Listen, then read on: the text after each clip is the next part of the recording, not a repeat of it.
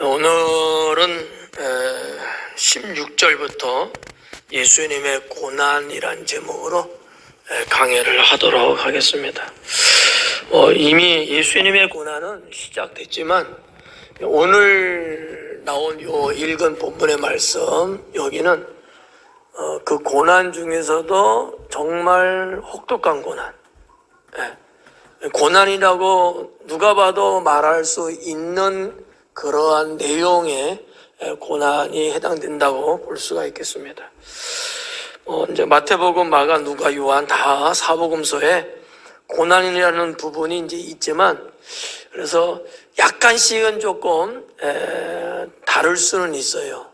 그러나 요 기간, 그 빌라도의 신문과 아울러 판결이 떨어지고 그 다음부터 시작돼서 십자가에 달려 돌아가시기까지의 요 기간은 정말 예수님의 견디기 어렵고 너무 험난하고 너무 혹독한 고난의 시간이지 않았겠느냐, 이렇게 저는 생각하고요.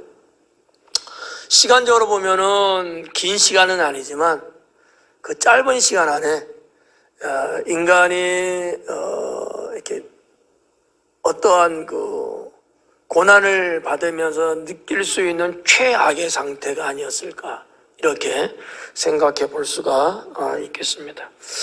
오늘 16절부터 원래 32절까지인데 오전 예배 때 거기까지는 배터리 양이 부족해서 갈 수가 없었어요. 그래서 27절까지 하고 말았는데 저녁에도 거기까지만 하도록 하겠습니다.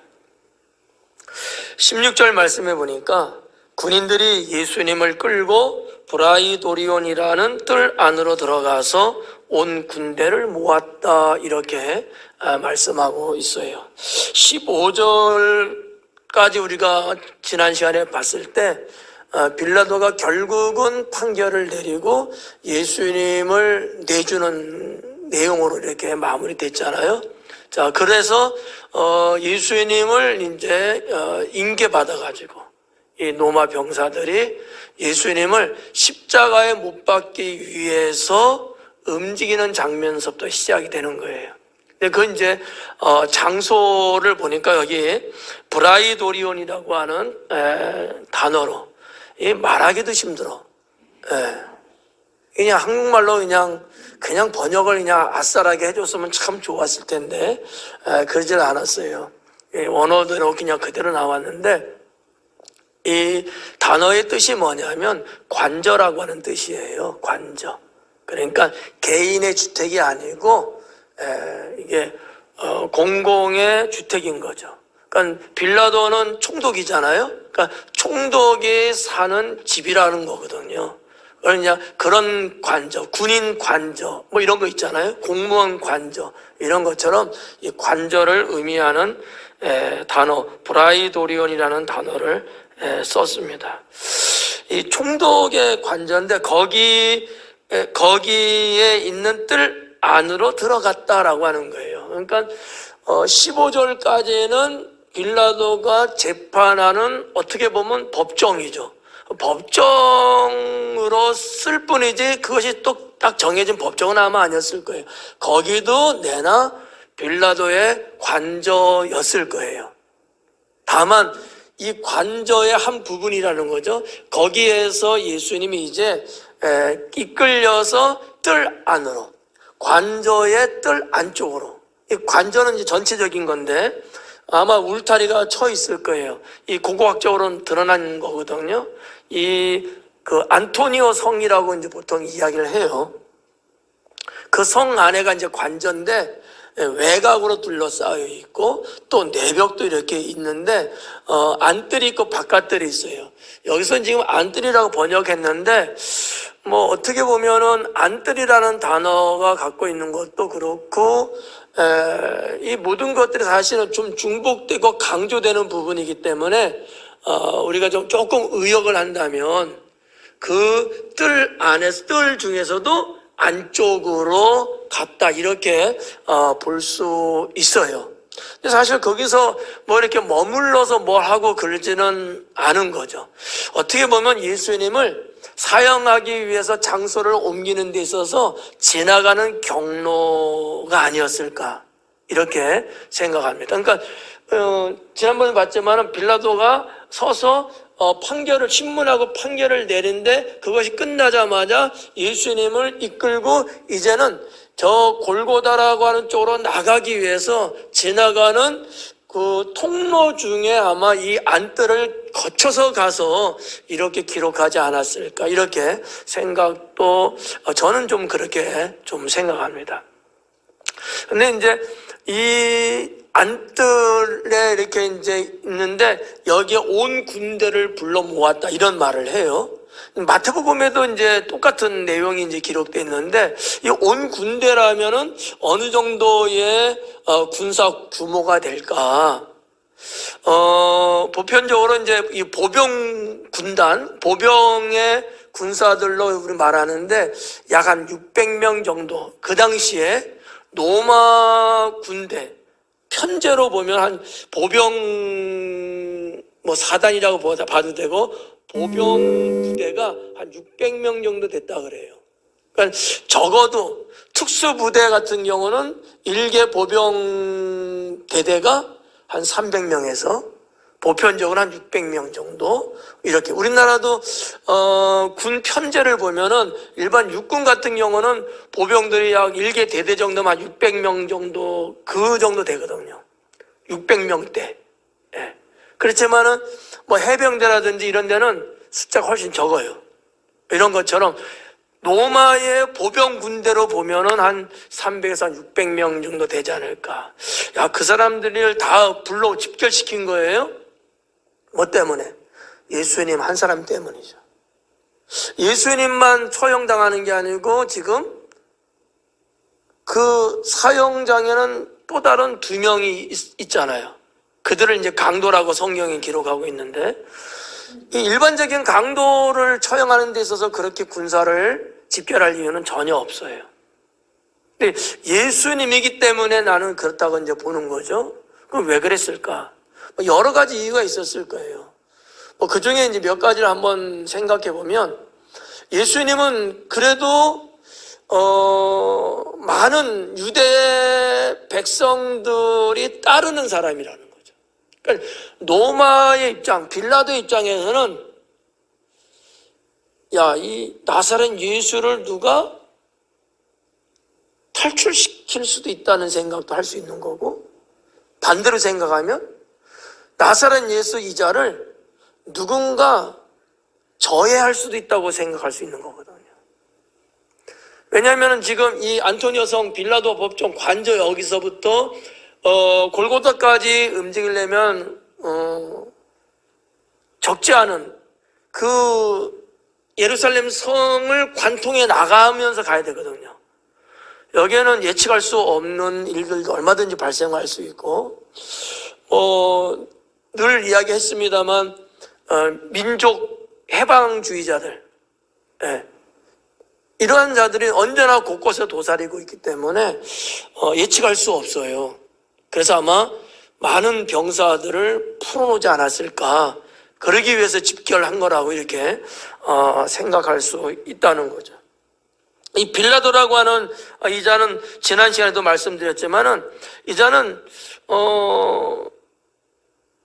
군 출신이에요. 아주 그 전쟁에 능하고 성격은 포악하고 뭐 치사하고, 예. 하여튼 뭐 사람 얼굴을 보지 않을 정도로 포악한 이 정도의 사람이라고 전해지고 있는데, 지금은 이제 뭐 군인보다도 모든 것을 다 다스리는 정치인의 입장이 지금 있단 말이에요. 왜냐하면 총독은 군인보다는 이제는 한 지역을 맡는 정치인 같은 개념이거든요. 그래서 우리가 이제 빌라도에 대해서 뭐라고 말해요? 본디오 빌라도 이렇게 말하잖아요. 이 본디오 빌라도라는 건데, 이 본디오는 이름을 말하는 거 아니고요. 예. 이 본도 지방에서 대전쟁이 있었어요. 그래서 이때 빌라도가 큰 공을 세웁니다. 전쟁에 승리하는 거죠. 대승을 거두거든요. 본디어가 주 26년에 로마 제2 황제에 의해서 임명을 받고 그 전투에 참여해서 큰 공을 세워요. 그러면서 자연스럽게 이 빌라도를 누구라고 불렀느냐? 본디오라는 별명을 붙인 거예요. 그래서 그 다음부터는 우리는 이제 본디오 빌라도, 본디오 빌라도 이렇게 하는 거예요. 이름 아니에요. 예. 그런 어떠한 빌라도의 입장에서는 상당히 좋은 이름을 수식해서 붙인 거죠. 예.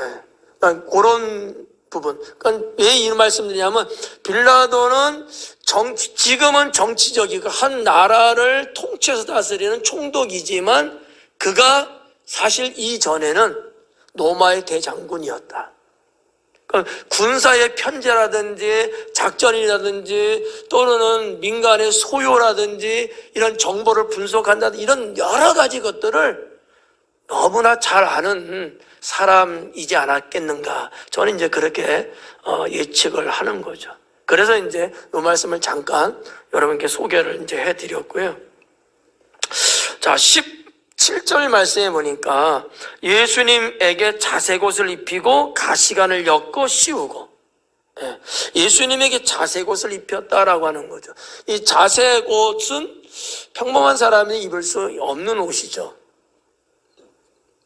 색상 중에서도 붉은 색상은 노마를 상징합니다. 특히 노마 중에서도 노마 군대를 상징하는 색상이고요. 노마 황제도 역시 이러한 아주 좋은 컬러의 옷을 입었다라고 하는 거죠. 그러니까 보편적으로 자색 옷을 입었다, 홍포를 입었다 이러면은 왕, 아니면 지금 빌라도 같이 한 지역을 통치하는 완전히 지도자, 군대 같은 경우는 지휘관, 이 정도의 사람들이 입었던 옷이고요. 또 하나는 엄청나게 부자인 사람이 입었던 옷들이고요. 근데 요 지금 사건으로 봤을 때는 부자라는 개념의 의미는 여기는 하나도 없어요. 예수님의 홍포를 붉은 자색 옷을 입었을 때는 부자라는 의미를 두면서 입히진 않았다는 얘기예요. 그럼 뭘까? 왕의 개념에서 붉은 옷을, 자색 옷을 입힌 거예요. 왜? 지금 대제사장과 서기관 장로들이 예수님을 빌라도에게 끌고 오면서 고소한 죄명이 뭐예요? 유대인의 왕이라고 하는 거예요. 유대인의 왕. 근데 지금 심문과 판결은 죄인으로 규명됐고 지금 손이 넘어왔는데 이들이 어떻게 봤을까? 예수님을 조롱하는 의미에서 자색 옷을 입혔다는 거죠. 일반 옷을 입힐 수 있는데 자색 옷을 입혔어요. 네가 유대인의 왕이라고 했지? 그걸 실용을 하는 거예요 지금. 그러니까 예수님께서 입고 있던 옷을 다 벗기고 이 자색 옷을 입혔다는 거죠. 그러니까 입힌 것으로만 끝나면 그래도 그나마 조금 덜한데 그런 자색 옷을 입힌 다음에 계속해서 예수님을 때리고 능욕하고 모멸감을 막 주는 거죠. 그러니까 엄청나게 예수님을 육체적 정신적으로 힘들게 하는 고난이었다라고 하는 거죠. 지금 이 순간 말고 예수님은 그렇지 않아도 엄청나게 지금 힘든 상태거든요. 예. 근데 지금 여기 17절에서는 그렇게 말하고는 자색 옷을 입혔다. 저는 이것을 희롱한다, 조롱하고 있다라고 이제 보는 거고, 물론 성경에서도 이제 그렇게 이제 말씀을 기록을 해놨어요. 또 더 나가서 가시관을 엮어서 머리에 씌웠다라고 하는 거죠. 가시관. 이 가시관 제가 몇 번 말씀드렸지만 이 보통 가시가 아닌 거예요. 이 중동 지역의 이 가시는요 정말 딱딱하고요. 예, 가시도 상당히 커요. 제가 소장하고 가지고 있었던 거, 제가 당진 내려올 때도 아마 가지고 내려왔어요. 그래서 처음에 그때 성도에 한번 와서 한번 써보라고 할 정도로 갔는데 가시관이 아주 커. 제가 가져온 그 가시관도 한 이 정도 됐을 거야, 아마 그 당시에. 근데 정말 중동 지역에서 서식하고 있는 가시나무, 정말 무섭습니다. 또 찔리면 도끼가 또 있어요. 예. 근데 그런 가시가 머리에 이렇게 씌워졌을 때 살짝 올려놓지 않았다는 거지. 눌렀을 거예요, 아마. 그러면 우리의 이 이마 이런데 이 혈관 다 있지 않아요? 이게 팍 찔리는 거예요. 얼마나 아팠겠냐는 거죠. 이런 것들이 일종의 다 예수님을 희롱하고 조롱하는 그러한 의미에서 한 거죠. 왜 예수님께 가시관을 씌웠겠어요? 왕관이거든요. 네가 유대인의 왕이지, 그럼 그래, 왕관을 써야지. 이런 거예요. 정말 왕관을 씌웠어요? 아니란 말이에요. 죄인들의 형벌 중에 하나인 이 가시 형벌 같은 것도 옛날에는 있었거든요. 그러니까 왕이라고 말은 그렇게 하면서 내가 그와 같은 왕을 지금 핍박, 고난을 주고 있는 거야. 그러니 이게 얼마나 힘들었겠느냐라고 하는 거죠. 자, 하여튼 아무튼 이 군인들은 예수님을 왕이라고 불러대면서 왕을 압박하는 거. 이게 이제 뭐 예수님 어떠셨는지 모르지만 제가 느낄 때 일반적인 사람들 같으면 엄청난 정신적인 고통이 따랐을 것이다. 이렇게 보는 거죠. 18절에도 보니까 경례하여 이르되 유대인의 왕이여 평안할지어다 하고 그래요. 여기 보니까 유대인의 왕이여 평안할지어다 이른다는 거죠. 근데 보니까 경례하여 이르되 이렇게 써 있어요. 요거 난 번역이 조금 그래. 왜냐면 성경을 읽는 한국 교인들은 이거 오해할 수도 있어. 우리에 있어서의 경례의 개념은 뭐예요? 뭐 거수 경례하듯이 뭐 이런 거잖아요. 사실 그렇게 하기보다는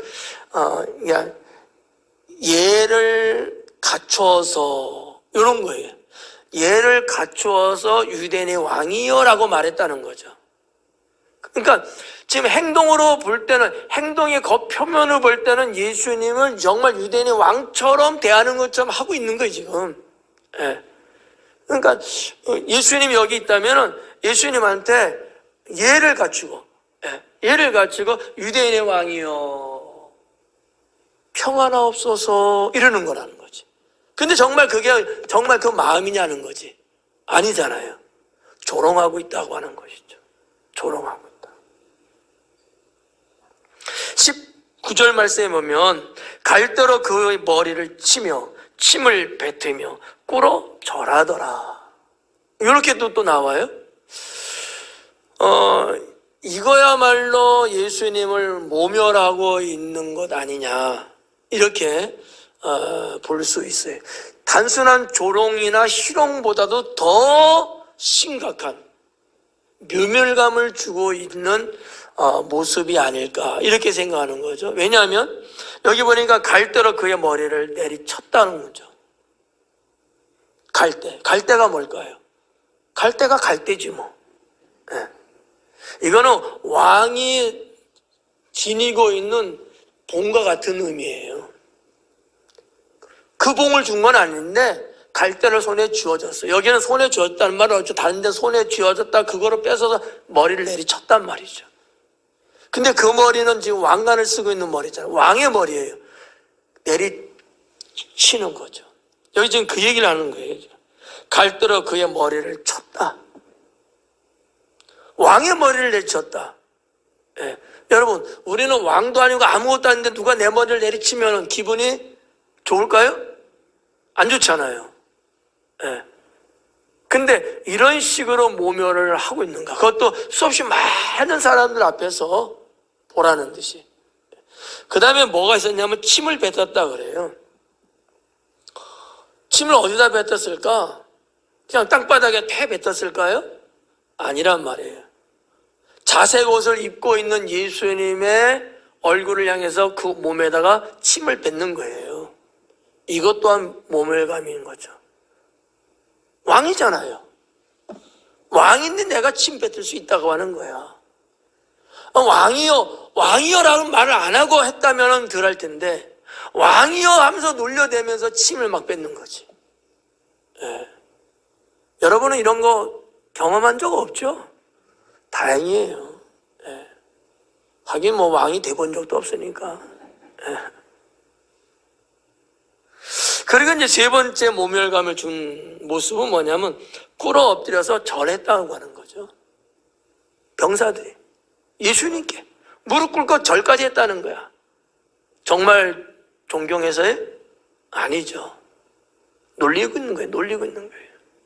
너 유대인의 왕인데 내가 이렇게 하는데 네 꼴이 뭐냐 지금 이거거든요. 네. 그러니 물론 뭐 예수님 그 모습을 쳐다보고 계실지 않으실지 모르지만 아마 예수님도 한 인간이라고 했을 때 그 받는 이 모멸감은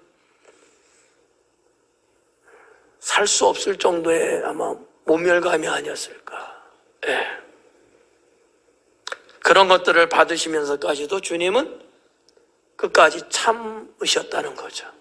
예. 왜일까요? 죄인을 구원할 수 있기 때문이죠. 예. 그러니까 우리는 예수님의 이 땅에 오셔서의 뭐 많은 사건들이 있지만 그 중에서도 요 대목에 나타나고 있는 약 6시간 정도 어간에서 벌어지고 있는 이 사건. 예. 뭐 길게는 9시간이에요. 새벽 6시에 빌라도 법정으로 관저로 끌려가서 한 3시간 정도 계속 신문을 받고 난 다음에 그 다음에 9시부터 우리나라 시간으로 9시부터 오후 3시까지 십자가 달려 돌아가시거든요. 그런데 토탈적으로 보면 9시간이란 말이죠. 이때 당하신 고난은 최악이었다라고 하는 것이죠. 네. 자, 20절 말씀에 희롱을 당한 후에 그래요.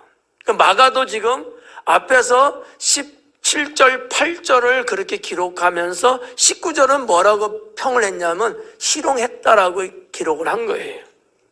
희롱을 당한 후에 자색 옷을 벗기고 도로 그의 옷을 입혔다라는 거죠. 네. 그러니까 자색 옷을 입혔던 것은 예수님을 희롱하기 위해서 입힌 거라는 거죠. 근데 좀 아이러니한 것은 뭐냐면 원래 로마의 사형 집행에 있어서 사형수들은 옷을 벗기고 때리죠. 때리는데 옷을 입히지 않는다 그래요. 그리고 이제 사형의 형틀로 가는 건데 예수님은 왜 그런지 모르지만 그때 그 군인들한테 가서 물어봐야 알 것 같아요. 예수님에게 예수님 옷을 다시 입혔다고 하는 거예요. 왜 그랬을까? 혹시 여러분 아셔요? 모르셔요? 저도 몰라요.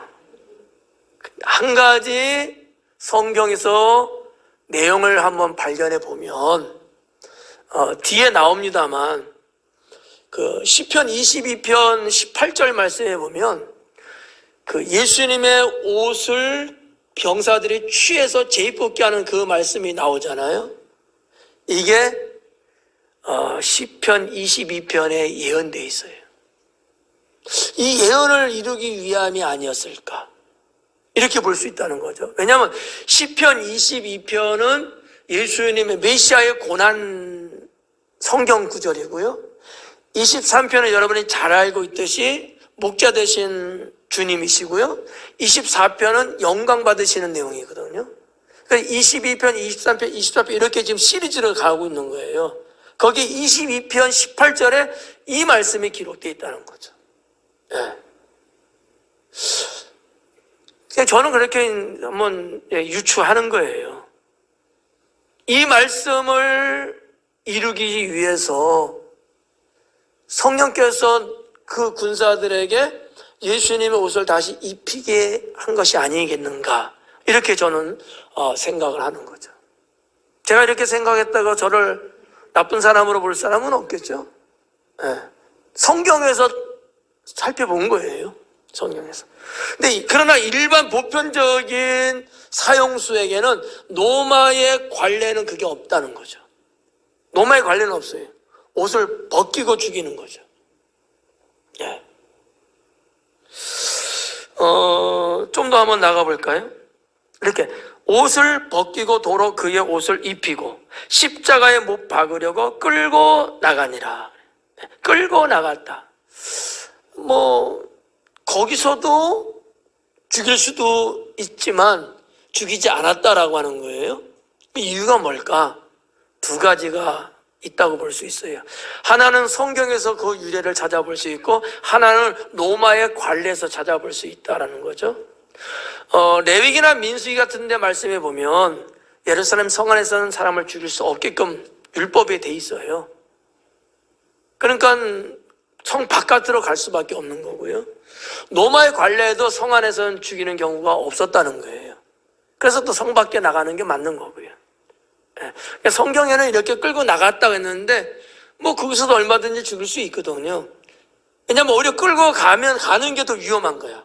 아까도 말씀 잠깐 드렸지만 무슨 일이 일어날지 몰라. 만약에 무슨 일이 일어나면 빌라도에게는 엄청난 정치적인 타격을 입게 될 수밖에 없어요. 아까도 제가 빌라도가 황제로부터 임명받은 때가 AD 26년이라 그랬잖아요. 그리고 그는 AD 36년에 결국 총독의직을 박탈당합니다. 10년 동안 했어요. 이유가 뭘까? 이런 거 일종의 개인의 어떤 사사로운 성격이라든지 또 이 유대인들을 다스리는데 너무 포악스럽다든지 그래서 민원이 들어가든 여러 가지 이유가 있는데 빌라도의 관점에서 볼 때는 위험을 모험할 필요는 없거든요. 언제든지 내 목도 날아갈 수 있거든요. 그러니까 거기서 어떻게 그냥 이렇게 죽일 수도 있는데 불구하고 로마의 관례나 유대 율법에 성경 율법에 보면 그게 아니니까 아마 끌고 간 거야.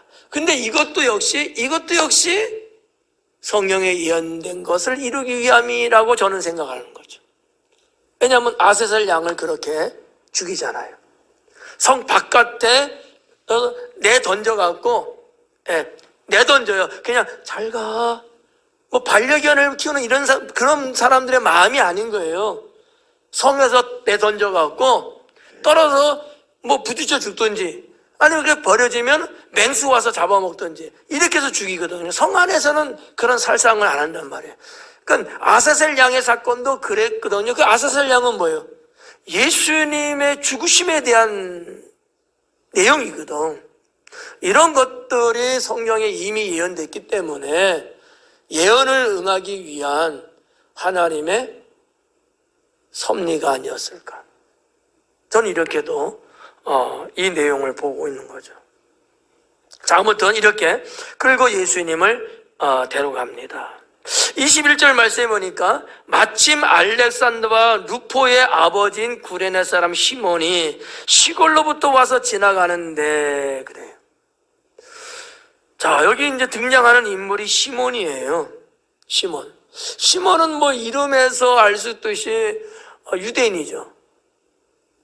그 외 사람의 이름을 시몬이라고 지을 리는 없어요. 분명히 유대인이에요. 근데 이 시몬은 어디서 살았냐면 이 구레네 사람이라는 거죠. 구레네 시몬이에요. 이 구레네는 또 도대체 어디냐라는 거죠. 냄새가 좀 구리죠. 이 시몬은 디아스포라예요. 옛날에 흩어진 유대인이에요. 그래서 이 구레네라고 하는 데는 지명을 말하는 건데 지금으로 말하면 리비아예요. 리비아. 이 지중해가 이렇게 있지 않습니까? 지중해 동쪽이 이스라엘이에요. 가나안 땅. 그리고 리비아는 지중해 남쪽이죠. 그 남쪽에 형성되고 있는 지역들이 한 5개 나라 정도가 있어요. 오늘날로 보면 옛날 말로 말하면 또 너무 어렵잖아. 그러니까 이집트가 있고요, 리비아가 있고요, 그 다음에 모로코도 있고요, 알제리도 있고요. 또 하나는 나라가 조그만 나라가 있는데 그 먼 나라가 이거 5개 나라가 지중해 남쪽 해안을 끼고 이렇게 있거든요. 근데 리비아는 이집트 바로 옆에 있는 나라야. 여러분들도 세계 정세에 좀 관심이 있었으면 리비아의 봄이라고 하는 역사적인 리비아의 독재자를 몰아내고 민주화 운동을 했던 사건이 있었잖아요. 있었어. 그 리비아야. 그 이 구레네는 그 리비아 중에서도 그러면 좀 더 가깝게 말하면 어딜까? 트리폴리예요. 리비아의 수도거든요. 지금은 이제 뭐 현대 시대니까 그 리비아의 그 지중해 연안에 뭐 항구들이 많이 있죠. 부두가. 옛날에는 그러지 않았을 거예요. 그리고 많은 사람이 모여 사는 곳이었는데 트리폴리라고 하는 그쪽. 예. 유명한 해안 항구가 이집트의 알렉산드리아. 그 다음에 그 서쪽으로 더 가면 트리폴리.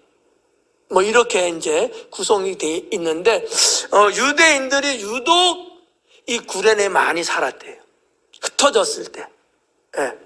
그러니까 시몬도 거기에서 살았기 때문에 구레네 사람 시몬이라고 아마 마가는 기록한 것 같아요.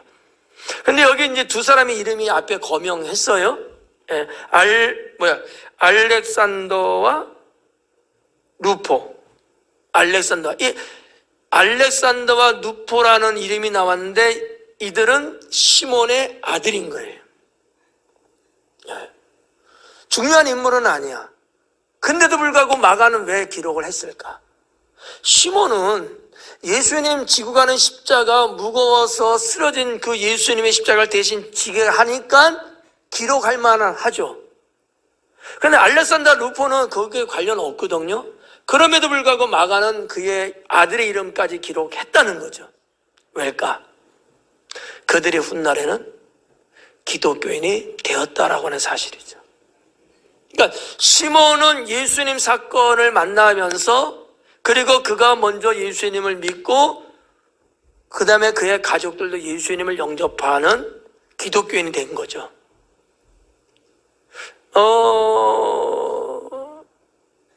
기독교 역사나 뭐 성경 역사나 좀 문헌 역사학자들의 문헌이나 이런 것들을 이렇게 보면 그렇게 유추할 수 있어요. 이 누포에 대해서는 로마서 16장에 그의 이름이 나와요. 사도 바울이 누포에게 문안한다 하거든요. 그 누포가 그 누포인지는 모르겠어요. 예. 여기 나오는 마가복음에 나오는 누포나 로마서에 나오는 누포나 똑같은 사람인지 아닌지는 몰라요. 동명이인일 수도 있고. 근데 흔한 이름은 아니에요. 그리고 이 알렉산더나 누포라는 이름은 유대인의 이름은 아니에요. 이방인의 이름, 특히 헬라의 이름들이거든요. 그러니까 이 시몬은 일찍이 흩어진 유대인으로 그 구레네가 살면서 거기서 자식들을 낳아서 거기에서 이름을 그렇게 지었던 것 같아요. 물론 뭐 철저한 유대인들은 자식들, 우리가 어디에 가서 살든지 간에 자녀들까지도 히브리식, 유대식 이름을 써주겠죠. 그러나 그렇지 않는 이런 경우들도 있거든요. 예? 따지지는 말아요. 예.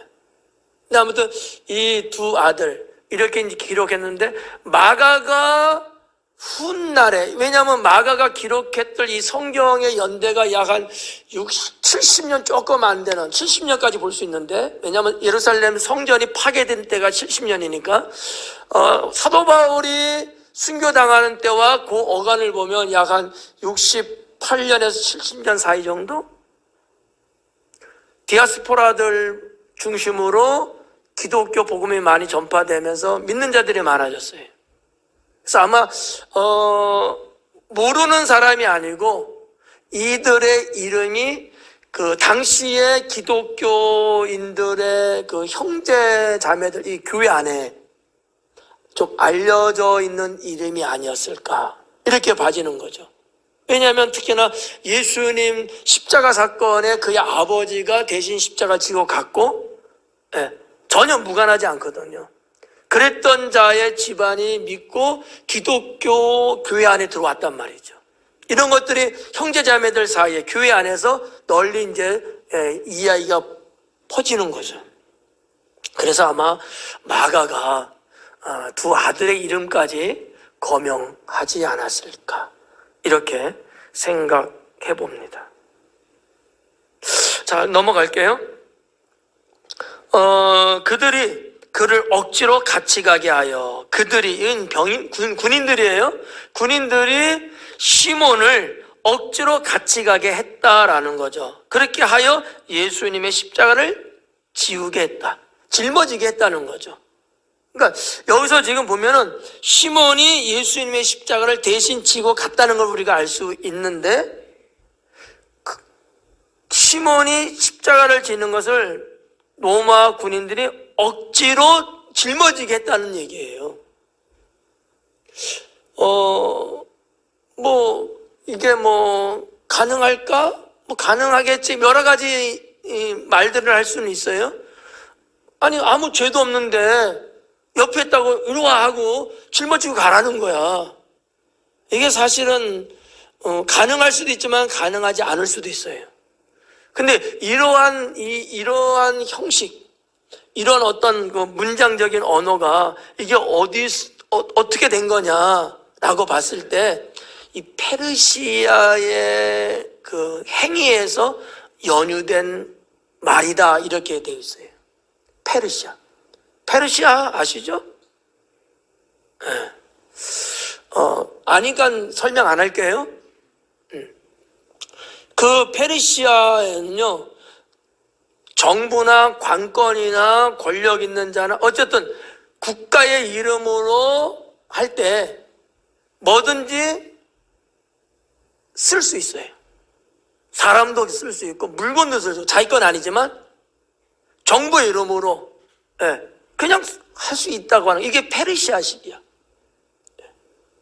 이러한 어떤 역사적인 것을 마가는 여기다 쓴 거예요. 그러니까 우리가 성화 같은 데도 보면은 시몬이 이렇게 끌려와갖고 십자가를 대신 지는 그런 모습 우리가 보잖아요. 그 형태가, 그런 어떤 방식이나 로마 군인들이 그렇게 할 수 있었던 것은 옛날부터 페르시아 때니까 훨씬 더 이전 시대거든요. 로마 예수님 시대니까 지금 AD 30년. 페르시아 시대라면 BC 한 500년 전후거든요. 한 500년 역사 속에 이 쭉 그런 역사들이 이렇게 쭉 와요. 로마인들 다 알죠. 그러니까 이런 것들을 똑같이 지금 하고 있다라고 하는 얘기죠.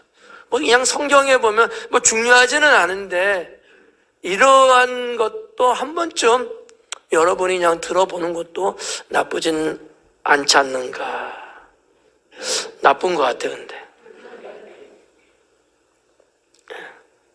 관심도 없는데 제가 괜히 한 것 같기도 하고.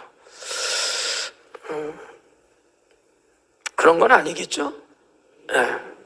자, 22절에 예수님을 끌고 골고다라는 곳에 이르러, 그래요. 예수님을 끌고 골고다는 곳에 이르렀다. 이미 이제 그 예루살렘 성, 옛날하고 지금하고는 성의 면적이 달라요. 성 바깥에 있는 거거든요, 이 골고다가. 거기까지 이제 간 거야. 근데 이제 우리도 그냥 골고다 그러잖아요. 이 골고다는 헬라어예요. 여러분은 적어도 헬라어 단어 하나는 쓰고 있다는 거지. 이건 한글이 아니에요. 이 헬라어의 한국식 발음이에요. 무슨 말인지 알죠? 우리도 그거 있잖아요. 옛날에 배터리 그랬잖아. 지금도 여러분 배터리 하죠? 왜 그렇게 해요? 이게 정식 발음은 아니죠. 일본식 발음이란 말이에요, 배터리. 별로 잘 모르나 봐. 근데 이제 배터리 이렇게 썼는데, 지금은 그렇게 쓰는 사람 좀 있네. 젊은 친구들은 그렇게까지 이제 안 쓰죠. 뭐라고 써요? 배터리 이렇게 많이 쓰죠, 배터리. 이것도 발음상은 또 틀린 거죠. 원어 발음으로는 배럴이거든요. 근데 우리는 그런 거 상관없어. 무슨 말인지 알아만 들으면 되니까. 골고다도 그런 거예요. 골고다는 해골의 곳이라고 하는 뜻을 갖고 있는 단어인데, 예수님이 처형당하는 곳, 로마에서 사람들을 처형하는 장소가 이제 그곳인데, 그 해골이라는 말을 왜 붙였는가, 왜 골고다라는 말을 하게 됐는가라는 이야기가 한 두 가지 정도 있어요. 하나는 거기에 하도 해골이 많아. 수없이 많은 사람을 죽였다는 거겠죠. 그래서 골고다라고 불러졌다, 이런 말을 하는 게 있어. 근데 정말이야? 라는 분은 뭐 정말인지 모르겠고 그러지 않겠나, 이렇게 조금 좀 약해요. 이게 하나 있고, 또 하나 좀 더 정확한 어떠한 설은 그 언덕, 그 모양이 해골처럼 생겼대요. 그래서 골고다라고 부른다고 합니다. 이게 훨씬 더 정확해요. 네.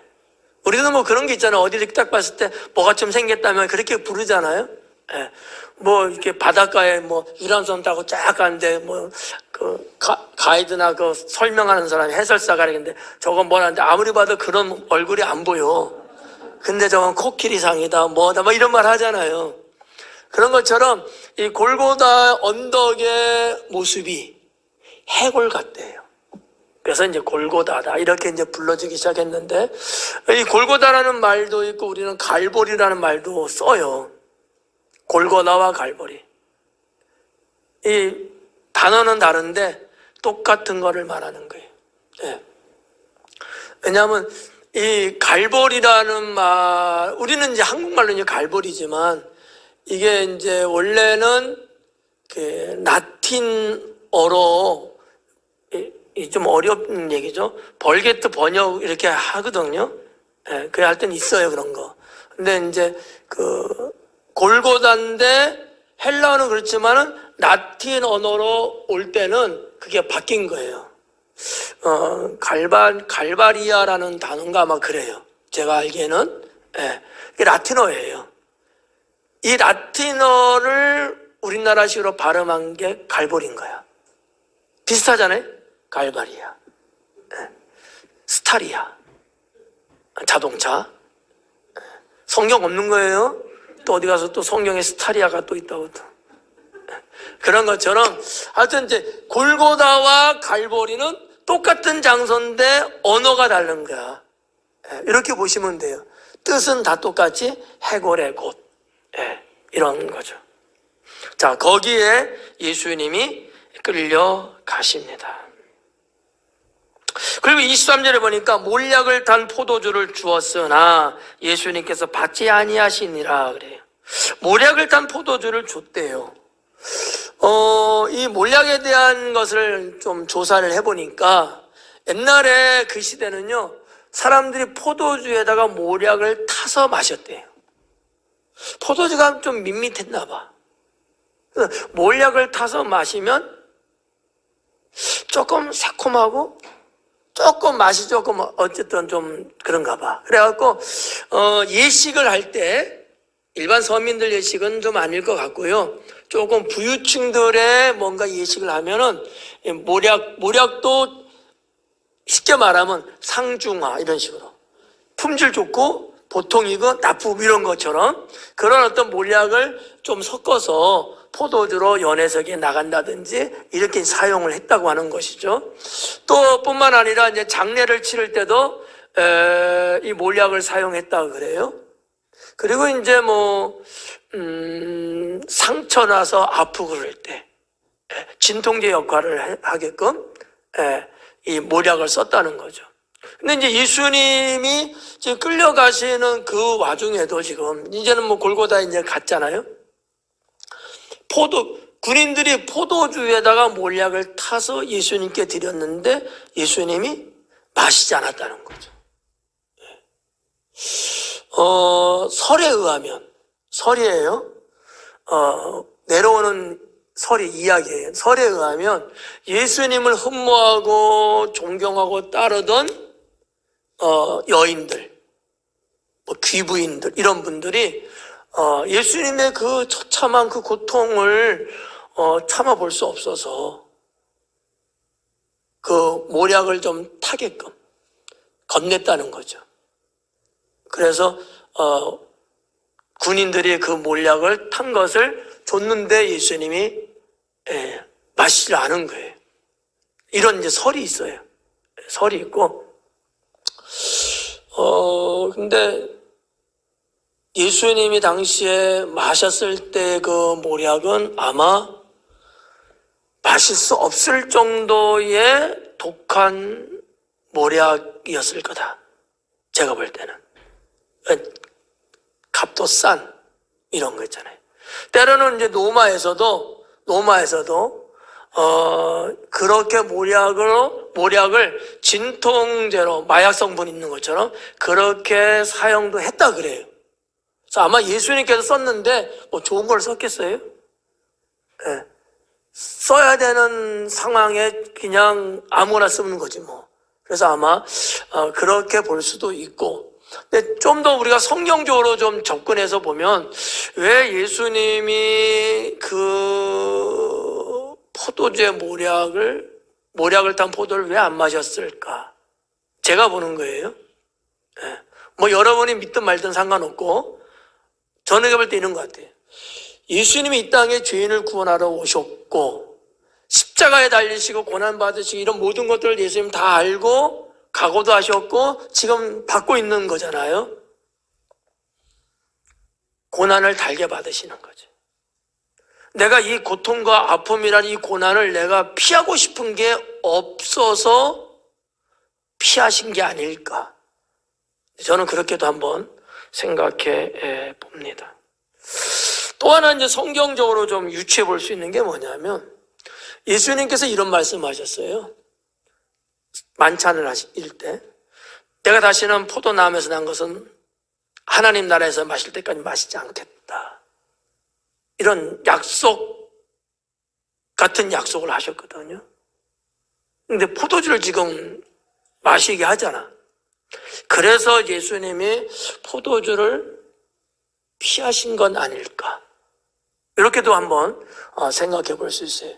자, 그렇다고 보면 그냥 우리가 다른 건 다 우수리 다 떼버리고 두 가지만 생각한다면 포도나무에서 난 것을 마시지 않겠다는 예수님의 말씀을 이루기 위한 거 하나. 하나는 내가 이 견디기 어려운 고난이지만은 내 이 고난을 내가 피하지 않고 내가 감당함으로 인해서 죄인들이 받아야 될 고난을 내가 다 지고 간다고 하는 이런 의미에서 예수님은 포도주를 마시지 않았다라고 저는 그렇게 믿고요. 여러분께서 소개해드리는 거예요. 네. 좀 그렇지 않아요? 그럴 것 같지 않아요? 네, 뭐 강제로 여러분에게 지금 동요를 요하는 건 아니고, 네. 그렇게 이제 우리가 23절을 이제 볼 수 있죠. 자, 24절 말씀해 보니까 십자가에 못 박고 그 옷을 나눌세 누가 어느 것을 가질까요? 제비를 뽑더라 그래요. 십자가에 못 박고 그 옷을 나누었다라는 거죠. 아까도 말씀드렸지만 시편 28편 18절에 기록된 말씀이에요. 군인들이 지금 십자가 밑에 지금 예수님을 못 박었던 그들이 예수님의 옷을 벗긴 거 찢은 거예요. 그래갖고 그 옷을 이제 나누는 거야. 뭐 4등분 이런 식으로. 그 얘기를 지금 쓰고 있는 거예요. 누가 어느 것을 가질까요? 제비를 뽑더라. 자기네끼리. 그럼 이 군인들은 왜 이런 짓을 했을까? 왜 그랬을까? 아까도 말했지만 예언을 이루기 위함이라고 하나 볼 수 있고요. 또 하나는 이거는 그냥 제가 또 유추하는 거예요. 예수님이 어떤 분입니까? 정말 가는 곳곳마다 하나님의 능력으로 기적을 일으켰던 분이잖아요. 그 중에서 옷과 관련된 기적이 뭐가 있을까요? 눈동자를 2바퀴만 돌려봐요. 혈류증 여인이 예수님의 옷가에 손을 대면서 고침받잖아요. 이런 사건들을 로마 군인들이 알 수도 있고 모를 수도 있어요. 만약에 알고 있다면 사람이 심리적으로 그 능력의 어떠한 혜택을 보기 위한 그런 것이 작동할 수도 있었겠다라는 생각도 해볼 수 있다는 거죠. 우리 같아도 좀 그러지 않을까요? 네. 근데 이제 로마 군인들이 예수님의 이 사형수의 옷을 가질 수 있는 것은 로마에서 허용하고 있는 거예요. 관례적으로. 가질 수 있는 거예요. 그러니까 갖는 데는 뭐 법적으로 문제 없는데 왜 그들이 그랬는가? 이것도 어떻게 보면 하나님께서 구원과 예언된 말씀의 모든 것들을 이루시는 하나의 섭리의 모습들인 거죠. 예. 그래서 뭐 이게 훗날에는 또 뭐 그 예수님의 그 옷이 전해지면서 이것이 엄청난 파장을 또 일으키고 기적의 뭐 옷 뭐 등등 뭐 이러면서도 많이 세간에 또 입가에 오르내리고 뭐 이러잖아요. 예수님 무덤가에 그 세마포 그것도 현재 그게 발굴돼 갖고 어디 뭐 박물관이 소장돼 있다 뭐 그런 얘기도 있지 않았겠어요? 이런 것처럼 아무튼 예수님의 옷을 당시에 군인들이 나눠 갖는 거야. 근데 누가 가질 거니까 이 제입뽑기를 했다는 거죠. 근데 이 제입뽑기는 그 당시에 많이 했던 방식들이에요. 제입뽑기. 오늘날 현대사회에서도 가끔은 제입뽑기 하잖아. 사다리 타기도 하고. 예. 결정하기 좀 어릴 때는 그냥 제입뽑기 하는 이게 가장 어떤 불평이 없는 거야. 불평이 없는 거야. 더구나 우리 기독교에서도 제입뽑기 하잖아요. 예수님 가룟유다 대신 제비를 충원할 때도 제비 뽑잖아. 물론 거기에는 뭐 하나님의 역사가 있고 성령의 역사가 있고 여러 가지 이런 걸 보지만 예수님의 제자들을 쭉 뽑고 그 후에 뭐 누구 뽑을 때도 이 제비 뽑기가 있어. 이거는 구약서부터 내려온 거예요. 거기에 하나님께 역사하시는 걸 믿고 있는 거죠. 네. 그래서 뭐 우리 한국 교회도 지금은 좀 그렇지만은 어느 때까지는 늘 교회 안에서도 이 제비 뽑기들을 했어요. 불평이 없어 이거는. 뭐 누가 뭐 어떻게 될지 모르는 거야. 그건 하나님의 뜻이라고 본 거예요. 깔끔하죠. 예. 뭐 이런 것들이 있는데 자, 아무튼 여기 지금 제입뽑기를 하는 내용이 나오고 25절에 보니까 때가 제3시가 되어 십자가에 못 박으니라 그래요. 때가 제3시가 됐다는 거죠. 자, 유대인의 시간이에요. 제3시는. 유대인의 시간하고 현대의 시간하고는 6시간 차이가 납니다. 그러니까 제3시라고 했으니까 그럼 몇 시가 되는 거예요? 9시가 되는 거죠. 9시. 자, 유대인의 시간 말씀드렸죠? 새벽 6시가 동틀 때, 그 다음에 오후 6시가 해가 질 때, 일출과 일몰의 시간이에요. 이건 거의 정확해요, 이스라엘은요. 네. 제가 이거는 따져보고 연구해봤어. 큰 차이가 없어요. 6시 기점으로 플러스 마이너스 약간 20분 정도, 30분 정도밖에 안 나요. 그래서 성경도 그렇고 역사서에도 보면은 유대인의 시간대를 그렇게 시작해요. 아침 6시, 동틀 때야. 저녁 6시, 해 질 때야. 이렇게 바꾼 거죠. 그럼 6시 동틀 때 빌라도 법정원에 가서 신문 받기 시작하면서, 네. 그때 우리 한국, 요즘 말로 6시예요. 동틀 때야. 그래서 지금 3시, 9시인 거죠. 그러면 얼마나 온 거예요? 3시간 동안에 좀 온 거예요.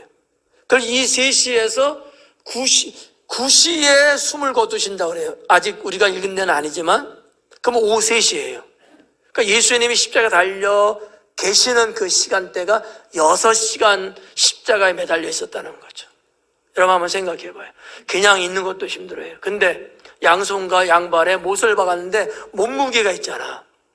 처지는 거야. 그러면 살이 찢어지면서 그 고통을 이루 말할 수 없어. 죽은 상태에서 6시간이면 어떻고 100시간이면 어떻겠어요? 그게 아니고 숨을 거두시지 않은 상황에서 그러니까 이 얼마나 아팠겠냐는 거죠. 네. 이 뭐 우리가 상상하면요 정말 치가 떨리는 사건이죠. 지금 여기 지금 25절에서는 예수님께서 제3시가 되어 십자가에 못 박혔다 그래요. 아침 9시에 모세 바뀌신 거예요. 26절에 그 위에 있는 죄패에 유대인의 왕이라 썼고, 그래. 그 위에 있는 죄패에, 이 죄패가 있어요. 로마는 말이죠, 이 사형수들을 집행하는 데 있어서 그 십자가 형틀의 사형을 시킵니다. 그런데 내가 달려 죽을 그 틀에 가로판, 그거는 내가 지고 가야 돼요. 그러니까 예수님도 이 틀을 지고 가신 거야. 근데 요 가로판만 한 20km 정도 된다 그래요. 뭐 건강한 사람이야 뭐 20km 별거 아니죠. 뭐 쌀 얼마지? 20kg짜리 있잖아, 보대. 뭐 그 정도 뭐 문제 없죠. 남성 뭐 성년이 뭐 그거 아무것도 아니지. 근데 예수님은 엄청나게 시련을 당하시고 고문을 받으시고 채찍에 맞으시고 피를 많이 흘리시고 물론 식사도 못 하셨고, 그러니까 십자가를 지고 걸어가시는데 감당이 안 된 거예요. 그러니까 그냥 쓰러지신 거야. 앞에서 우리가 봤지만, 그래서 시몬이 대신 십자가를 진 거거든요. 자, 그래갖고 이제 골고다 가서 그 십자가에 달려서 이제 매달려 있는 거잖아요. 근데 거기에 항상 로마는요, 이 죄패를 붙였다고 하는 거예요. 죄패. 죄명이 써 있는 거야, 거기. 여기 지금 마가에 의하면 유대인의 왕, 이렇게 썼다는 거죠. 유대인의 왕. 근데 이제, 뭐 성경이나 역사를 보면은, 요한복음에서는 그 죄명을 몇 가지를 이렇게 쓴 거로 나와요. 뭐, 예를 들어서 유대인의 왕, 유대인의 왕이라. 아니면 뭐 나사렛 예수 유대인의 왕, 뭐 이런 식으로 썼다는 거지. 왜 그랬을까라고, 문헌을 찾아보니까, 그 시대는 특히 뭐 로마는 전 세계의 어떤 뭐 국가라고 해야 될까? 그것도 이 이스라엘은 또 어떤 때 6월절이니까 각 지역으로 흩어졌던 디아스포라들이 또 오는 거예요. 근데 언어의 문제야.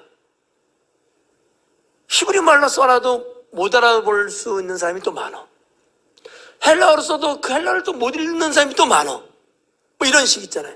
그래갖고 몇 개 언어를 이렇게 썼다 하는 말이 있어요. 그래서 요한복음에는 그 내용이 기록되어 있어요. 근데 이제 마가복음은 하나만 이제 이야기한 거죠. 유대인의 왕, 이렇게 쓴 거죠. 들리는 말에 의하면 어제 카톡이 왔어요. 대제사장들이 빌라도한테 간청을 해요. 죄패에 죄명을 뭐라 쓰냐? 자칭 유대인의 왕이라고 좀 써주세요. 이렇게 이제 요청을 한 거야, 대제사장들이. 근데 빌라도가 네 맘이냐 내 맘이지 그랬대요. 그래갖고 자칭 유대인의 왕 이렇게 쓰지 않고 그냥 유대인의 왕 이렇게만 쓴 거죠. 이유는 뭐 모르겠지만 아마 여러 가지 있었을 거야. 예수님이 고소당하고 죄인의 신분으로 지금 신문받고 막 이런 모든 것들의 죄명이 뭐였어요? 유대인의 왕이라고 고소당한 거거든. 자칭 유대인의 왕이라서 고소하면 이거는 할 수가 없어. 진짜 유대인의 왕이라 했기 때문에 고소당한 거거든요. 그러니까 액면 그대로 유대인의 왕이라 썼다 이렇게 볼 수 있고, 하나는. 또 하나는 지난주에도 말씀드렸잖아요. 빌라도는 대제사장과 그의 쫄자들을 좋아하질 않아. 시킨 대도 안 하고 고집 부리고 자기들이 뭐 지도자네 하면서 부딪히는 관계예요. 그 요구를 들어줄 이유가 없어요. 그러니까 빌라도도 보통 사람은 아니야. 왕고집. 내가 총독인데 지네가 뭐라고. 로마법에 의해서 집행하는 문제거든요. 그러니까 당연히 빌라도는 그거 들어주면은 그거 갖고 잘못하면 그러니까 아마 고지고대로 유대인의 왕 이렇게 쓰지 않았겠는가 이렇게 또 생각해 볼 수도 있습니다. 그리고 27절 마지막에 보니까 강도 둘을 예수님과 함께 십자가에 못 박으니 하나는 그의 우편에 하나는 좌편에 있더라. 결국 예수님 그 십자가 사건에서는 뭐 이게 셋이 이제 십자가형을 받은 거죠. 우편과 좌편에 죄수들인데 그들은 이제 강도라고 우리가 성경에서 알고 있고요. 근데 예수님이 가운데야. 예수님이 유대인의 왕으로 죽는 거기 때문에 가운데 모셨을까? 어떨 것 같아요? 아니 우측에다 할 수도 있잖아. 콕 찍어갖고 가운데다가? 이유가 뭘까? 아마 중요한 인물이기 때문에 그러지 않았을까? 뭐 상징적인 것도 있을 수도 있고요. 왜냐하면 그 예수님의 가운데 자리는 원래 바라바가 달려 죽을 자리였어요. 바라바를 놔줬잖아. 예수님이 지금 사형장에 온 거잖아요. 그래서 그 자리야. 이 정해진 거 어떻게 보면.